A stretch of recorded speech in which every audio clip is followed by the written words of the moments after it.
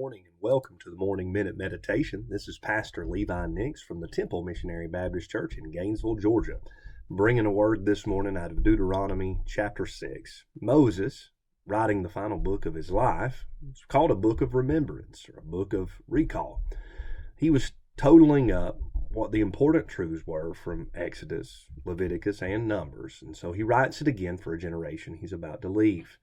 And he tells them that as a warning, he said, "It shall be, when the Lord thy God shall have brought thee into the land which he sware unto thy fathers, to Abraham, to Isaac, and to Jacob, to give thee great and goodly cities which thou buildest not, and houses full of all good things which thou fillest not, and wells digged which thou diggest not, vineyards and olive trees which thou plantest not. And when thou shalt have eaten and be full, then beware, lest thou forget the Lord, which brought thee forth out of the land of Egypt from the house of bondage."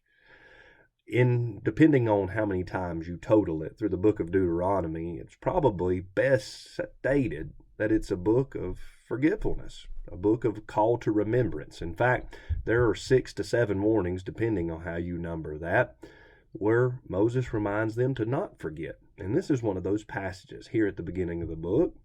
Moses reminds them to not forget.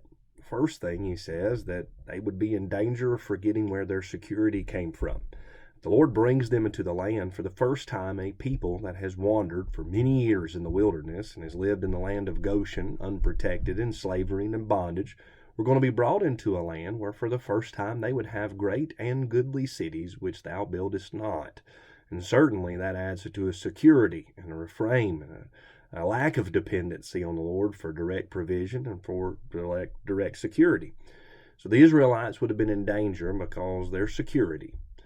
They would have also been in danger because of their supply. He reminded them that he was going to give them houses that were full. In fact, twice in Deuteronomy 6:11, he repeats the word full. Houses full of all good things, and when thou shalt have eaten and be full. They were going to have olives, vineyards, wells, and good houses.